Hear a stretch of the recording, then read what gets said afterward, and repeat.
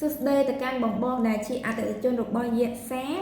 អញ្ចឹងសម្រាប់ផលិតផលដែលខ្ញុំដាក់បង្ហាញនៅខាងមុខនេះដែរគឺជាប្រភេទទឹកអប់ Hema ចំណុះ5លីត្រសម្រាប់ទឹកអប់ Hema ចំណុះ5លីត្រគឺយើងណែនាំជាពិសេសទៅកាន់បងៗដែលគាត់បើកអាជីវកម្មបោកអ៊ុតឬមួយក៏បងៗដែលគាត់ប្រើជាលក្ខណៈគ្រួសារឬក៏ប្រើនៅតាមផ្ទះគឺគាត់អាចប្រើជាមួយនឹងប្រភេទទឹកអប់ Hema បានដូចគ្នាសម្រាប់ទឹកអប់ Hema គឺមានក្លិនក្រអូបការបែបរៀងប្រហើរអញ្ចឹងសម្រាប់អ្នកដែលគាត់ចូលចិត្តក្លិនក្រអូបការបែបរៀងប្រហើរស្រស់ស្រាយអីហ្នឹងគឺគាត់អាចប្រើជាមួយនឹងក្លិន Hema បានសម្រាប់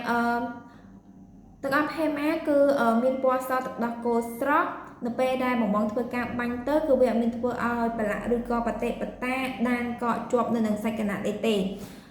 សម្រាប់ការប្រើប្រាស់គឺងាយស្រួលខ្លាំងមែនទែនបងគ្រាន់តែយកប្រភេទទឹកអប់របស់យើងចាក់ចូលទៅកាន់ដបបាញ់រួចហើយបងអាចធ្វើការបាញ់ទៅលើ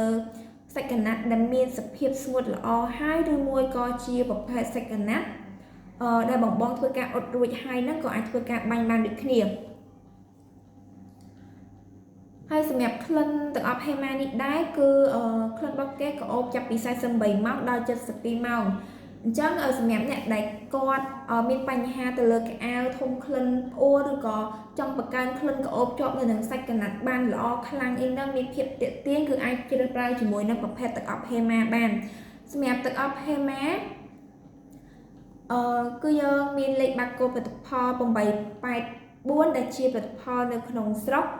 សម្រាប់ទឹកអប់ Hema នេះដែរគឺជា brand របស់កូនខ្មែរដែលយើងមានសិប្បកម្មផលិតនៅខាងភ្នំពេញនេះតែម្ដងអញ្ចឹងសម្រាប់អ្នកដែលគាត់ចង់បានផលិតផលដែលមានគុណភាពល្អដោតទៅលើក្លិនមានតម្លៃសមរម្យគឺគាត់អាចប្រើជាមួយនឹងប្រភេទទឹកអប់ Hema បានសម្រាប់បងដែលគាត់ជាអតិថិជនថ្មីឬមួយក៏គាត់ចង់សាកប្រើជាប្រភេទទឹកអប់ខាងយើងគឺគាត់អាចស្វែងរកទិញនៅសាខាយសាឬមួយក៏អាចស្វែងរកទិញនៅផ្សារទំនើបនានាបានដូចគ្នាដែរសម្រាប់ទឹកអប់ Hema គឺយើងផ្ដោតទៅលើក្លិនក្រអូបជាប់នៅនឹងសាច់ក្រណាត់គឺងាយស្រួលក្នុងការប្រើប្រាស់ពេលដែលធ្វើការបាញ់ទៅគឺវាអត់ធ្វើឲ្យប្រឡាក់បតេបតាដាំកកជាប់នៅនឹងសាច់ក្រណាត់អីទេបងប្រើប្រភេទទឹកអប់ Hema គឺប្រើដោយទំនុកចិត្តនិងមានភាពទាក់ទាញតែម្ដង